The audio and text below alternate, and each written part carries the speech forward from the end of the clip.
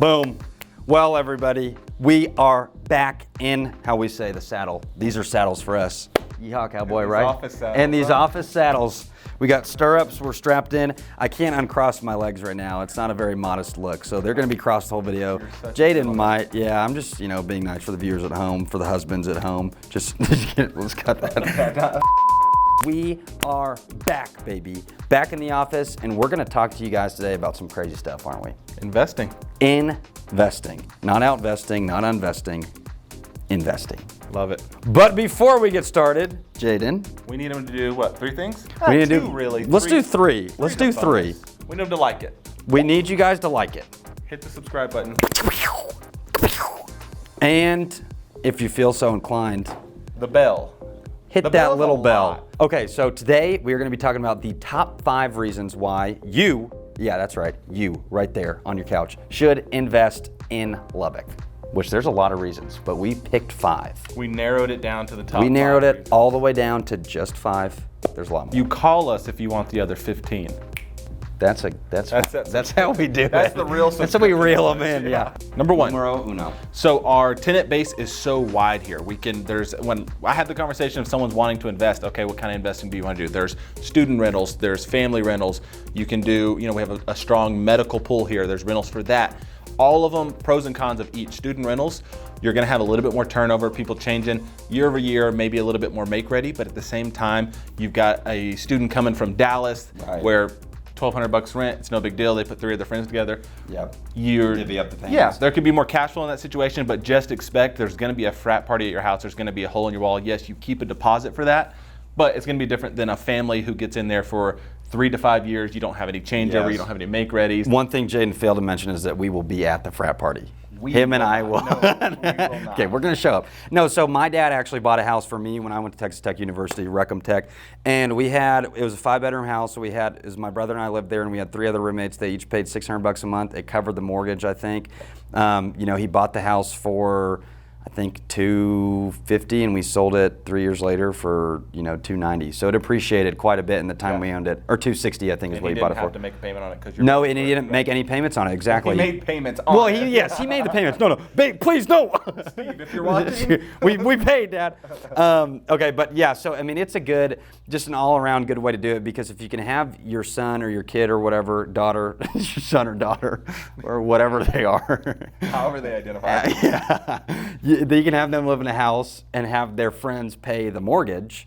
That's cake and a half. You're just capitalizing on that appreciation while your kid's there for. It is capitalism. So you want to capitalize. And your kids are going to be there 4 years. 4 years. Realistically, you're 5, talking about. because they're going to mess around on the first year. Yeah, naturally, like I did. Yes. Yep. So that 5 year, you're going to get the appreciation of the market. Absolutely. So this is something that a lot of people do. We do talk to a lot of parents all the time about buying here long term, especially siblings. Like if your older sibling goes to Tech, my older brother went to Tech, so I went to Tech. That happens all the time. Keep the house. I know plenty of people who have had a house for 8 years and had 3 sets of siblings in them. Yeah. So that's definitely something to consider if you're a parent, especially, or not. So, which is going to lead us into number 2, which goes along with the appreciation factor of it, the stability of the Lubbock market. Yeah. So, on average, for the past about 15 years or so, Lubbock has averaged about 3 to 7% appreciation year over year, which is extremely stable. 3 to 7, you usually want to factor in about 2, I think, roughly for appreciation. Yeah. It's probably safe. But yeah, for example, your dad buys the house at $250. That $250 is appreciating inventory anywhere between 3 to 7% over those 5 years. Right. Realistically, you're going to be in college for 6 or 7 years. Absolutely, which I was. You're 3 to 7% every year over year there. So it just Yes. That's the benefit of time. And we don't like to tell people to bank on appreciation. That's not really something that you'd look to invest into unless you really believe in the market, which we do.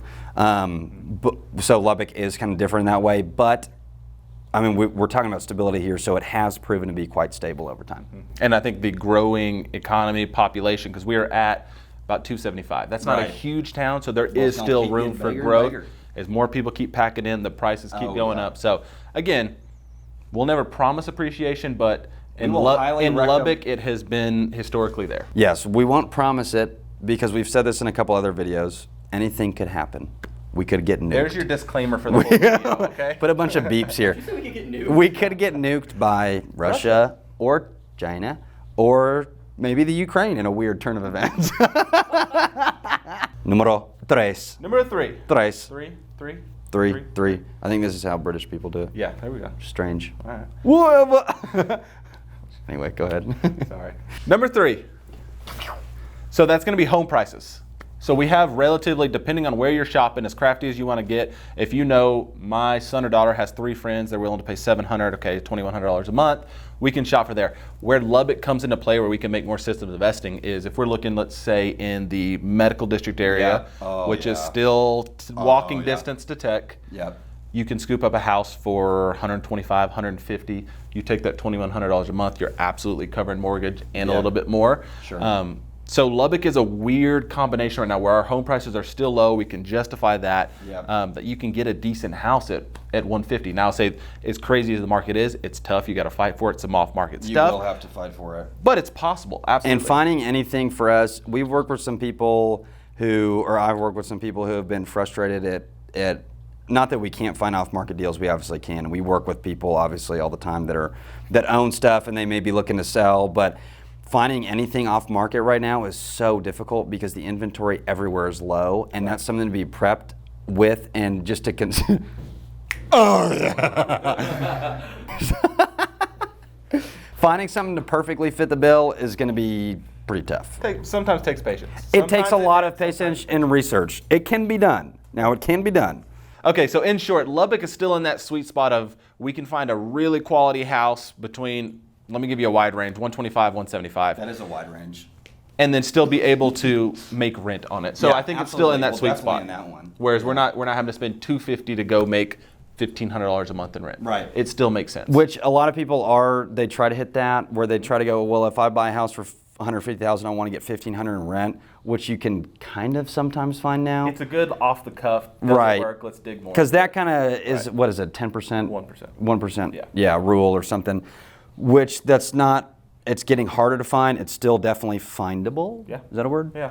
It's definitely, you can definitely find it. Okay, number 4 is that Rapidly. in Lubbock, you've got a lot of different opportunities. You could buy a house. You could buy a duplex. You could buy a triplex. You could buy a quad. You could buy an apartment complex.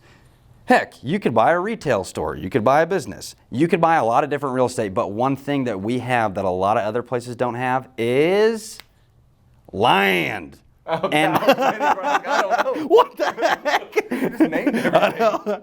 Land and horses, which are real estate. Hand in hand, huh? And cows. But no, we've got a lot of land, and a lot of people play that in a real estate development way and an investing way, whereas I'm from Dallas originally. Not a lot of people are buying land unless they're huge hedge funds with multi-million dollar, but people here will buy land, develop it, section off lots, do all sorts of crazy stuff with it, or just sit on it long term. It's not crazy to find a farmer here who has a whole section that he's ready to split it up into 10. It ain't crazy at all. Which doesn't happen as much in other places.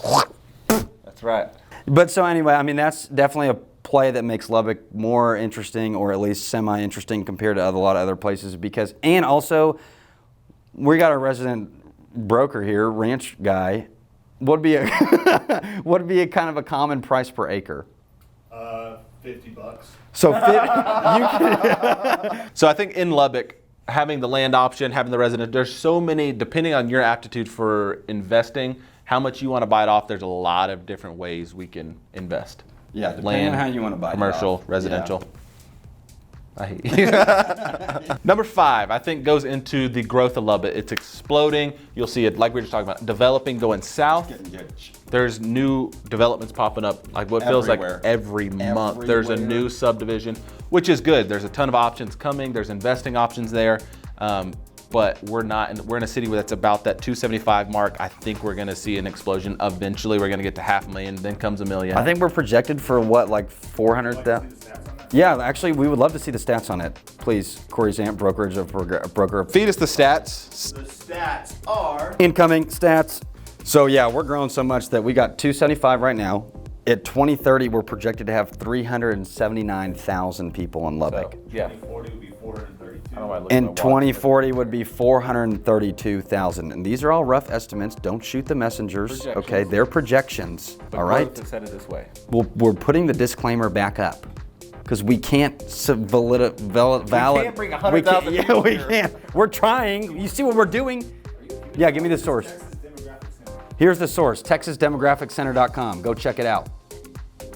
It might be .gov.